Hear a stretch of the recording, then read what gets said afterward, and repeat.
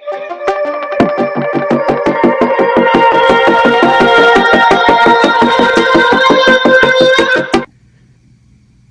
what is going on, everybody? I know I'm a day late and a dollar short, but hopefully everyone's 2024 has been awesome so far. Not too bad over here. I just want to say thanks to those who've subscribed and for those who haven't but have watched and made 2023 successful with 58 subscribers. And hopefully this year we get to 60, where we do the giveaway on the dual disc rings from Japan. But yeah, so now on to Yu-Gi-Oh giveaways and Vegas.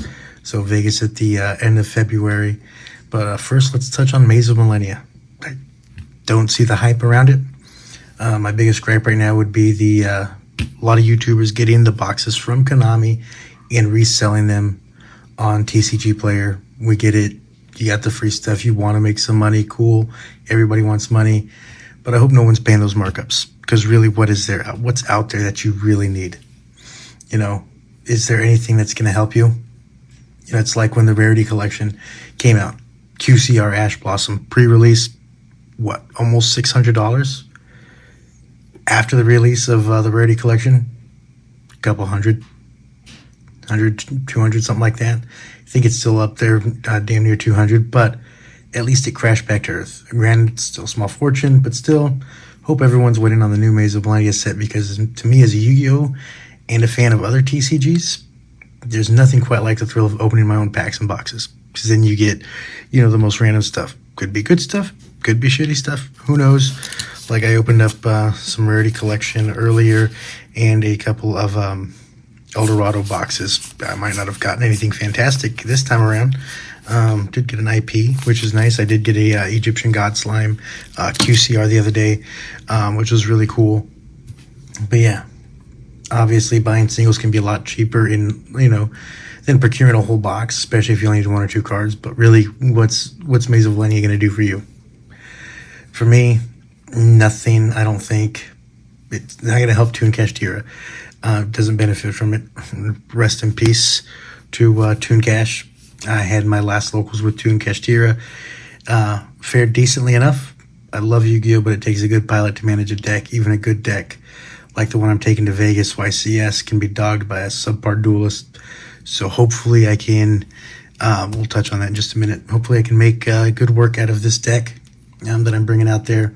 But yeah, we'll kind of touch on that here in a minute. The new set's got some cards I'd like to see maybe used in my Drytron deck, maybe a couple of others. But outside of that, my Reptile deck's on the back burner, as is my Karibo deck. I've been talking this Karibo deck to a lot of people for a long time now, and they ask me, oh, when's it getting up? It'll get there when it gets there. Same with Reptiles. I don't do Flame Swordsman stuff, so I'm not excited for the Flame Swordsman. I don't need reprints. There's nothing that's going to be reprinted that's worth anything to me. So I think I see so many of these YouTubers just talking about it. I'm like, why? What's the point? Sure, I know you're sponsored by Konami. They give you free stuff. You got to hype stuff up. But damn, have a little integrity. But for now, I've been building, trading, and buying everything for this Resonator Bestial Horse deck I'll be using at YCS in Vegas. So if you're going, comment down below. And if you want to run the Toon Cash Tira deck whilst there, let me know, and you can pilot that one. And then if you top with it, give me a little shout out or something. But, we won't go over it too much. This Bestial Horse Resonator, just because, everybody's, I'm sure, has seen it. It was and I'll link it down below from YCS Pro, but it was the tournament deck from went top 4 at Fayetteville WCQ regionals. So hopefully I think it'll work out pretty well here too. But yeah, let's dive on it. So we've got Red Eyes, Darkness Metal Dragon. Now, granted, there are a couple of cards that I'm missing in here, and we'll touch on those. Chaos Dragon, Leveneer, MST, Glory of Horus. This one is what hurt the pocketbook, running 3. My brother was hesitant to buy them at 50, and he made off like a bandit because I had to buy these at almost $80 a card, so that hurt a lot. Happy, Guidance of Horus, Bestial Lubellion, running at 3, Bestial Magnamut, running at 1, Bestial Jerusalem. Sorry for that little light, guys. Running him at 1, Bestial Jerusalem, Bestial Sarnier at 2, Vision Resonator at 3, Black Metal Dragon. Now this is where I'm missing one card. I'm missing one copy. And I don't remember the dude's name, but shout out to dude for hooking me up on the house with the Black Metal Dragon commons, but I don't really care. After seeing the rest of the deck, shiny would be nice, but I don't care one way or the other. Starlish Safreet, running at 3. Ash Blossom and Joyous Spring, running at 3. Sent my brother a rarity collection box for Christmas, and he pulled a QCR Ash. So good for you, Rob.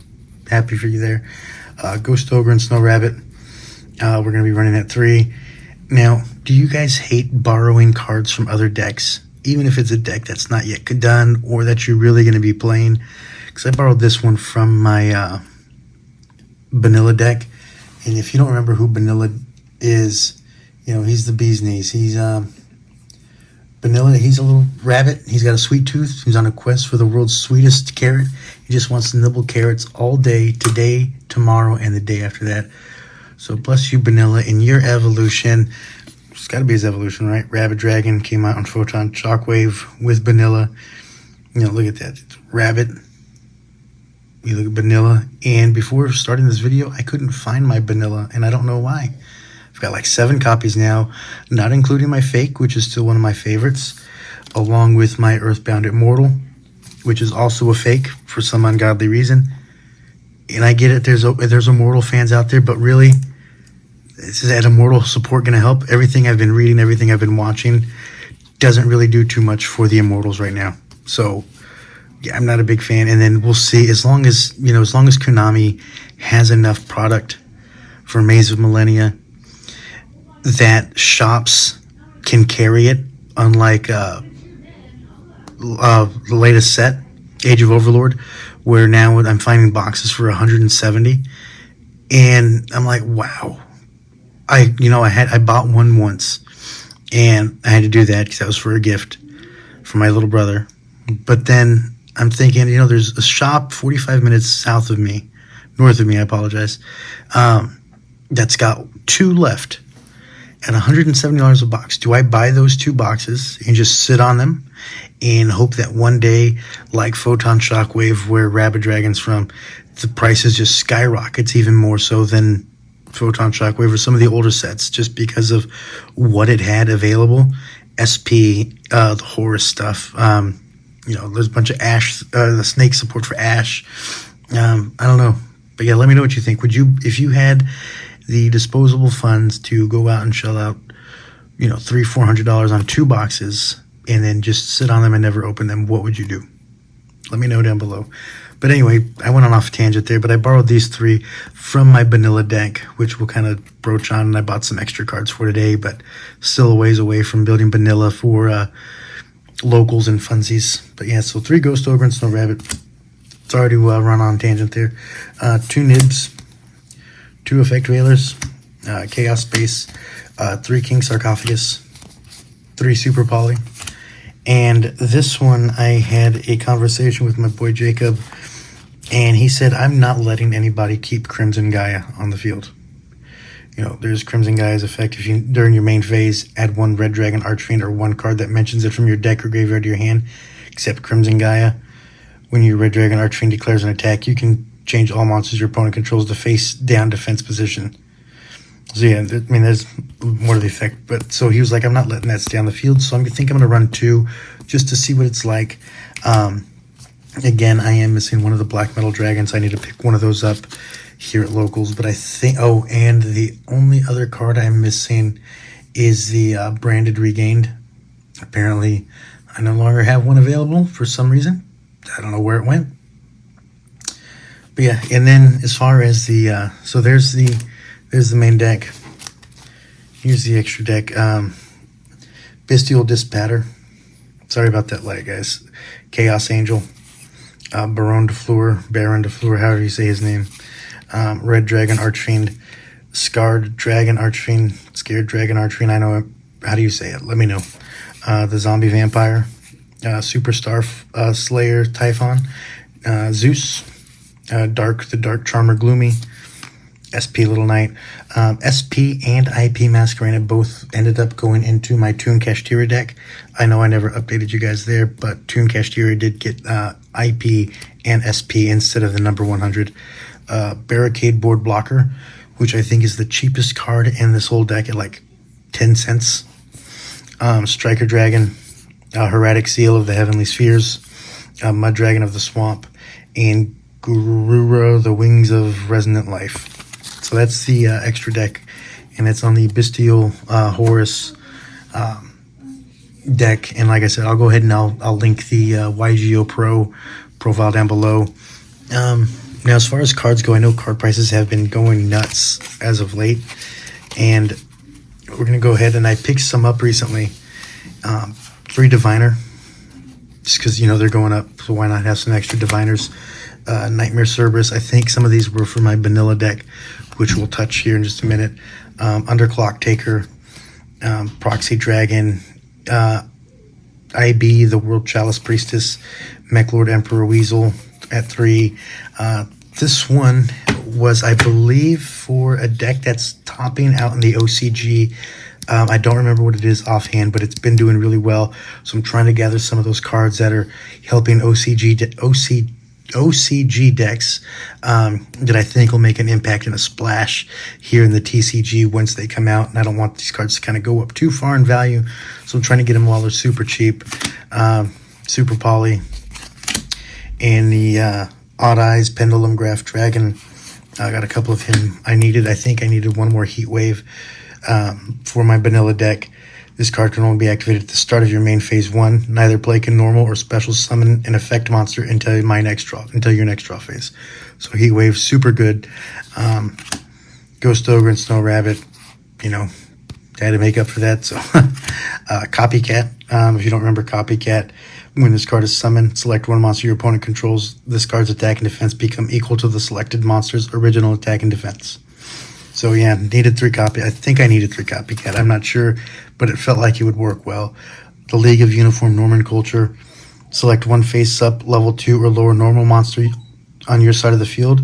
To activate this card, special summon from your deck to your side of the field as many cards as possible with the same name as the selected monster. So really helpful card in a deck like for vanilla deck. There he is. There's our little guy. 150 attack, 2050 defense. Throw out Sword and Shield. Now he's a monster. 2050 attack, 150 defense. And most big monsters, Creepy Coney. He's his little furry friend. Not going to be running in the deck, but inflict 1,000 points of damage to your opponent for each face-up normal monster you control. Just had to have it. Photon Shockwave, Creepy Coney, Vanilla, and then Vanilla's Evolution, Rabid Dragon. You see the similarities there? What do you guys think? Am I crazy? Did Vanilla go from cute to raw? 1 to, what is that, 8 stars? Yeah, let me know what you think. Triangle Power. Increase the original attack and defense of all face-up level 1 monsters, except tokens on your side of the field by 2,000 till the end phase. Destroy all level 1 normal monsters on your side of the field during the end phase. So, yeah, Triangle Power. Sword and Shield, 2050 becomes 4,050. Why not, right? And then again, I got some more vanillas just to have vanillas. My favorite vanilla is my fake vanilla and my Earthbound Immortal. But yeah, so that's all that. Kind of show you guys the vanilla deck. Now, I think for this new set, the Maze of Millenia, the chase cards, the QCR, just because I think QCRs will hold their value once Konami stops printing them after the quarter century. You know, most of them have been holding their value fairly well and going up. Thank God Upstart Goblin's at 3. I'm super excited that it's at 3 now, unlimited. Upstart Goblin for the win. So yay on that. It's only a matter of time before Chicken Game makes its comeback. But yeah, see Sword and Shield, Painful Decisions, Try Right, Unexpected Dice, Silent Doom, Swing of Memories, Treasure Panda, friends with our little Vanilla, Rescue Rabbit, also friends with Vanilla. But yeah, so yeah, I think QCRs will continue to hold their value and steadily climb. And then, you know, yeah, we'll see what happens there. Now, as far as giveaways, hopefully people subscribe and tune in for more than just the giveaways. But I suck at scripts and acting, so maybe I'll get better. But I also enjoy what I do, and I hope you do too. So in 2023, like I said, we did reach 58 subs. So Hell yeah. Anyway, no, it's not a whole lot, but it's cool to me. So hopefully we'll get to 60 soon. We'll do the 60 sub giveaway where we'll give away the dual disc rings from Japan. I do have some ordered already, so they should be coming in at some point. I don't know when, but so once we reach 60 and then those rings come in, we'll do the 60 sub giveaway, and then go from 100, whole new giveaway, and only up from there. So let me know what you'd like to see as we move forward and beyond. Hopefully 24 is full of wins at locals, YCS, regionals. So stay tuned. And don't forget to subscribe, hit that bell notification. Join the conversation in the comments below. Dislike it if you dislike it. Remember, the heart of the cards is with you. And may your next draws be as legendary as the Egyptian god cards themselves. Till next time, keep dueling. Stay legendary. Peace.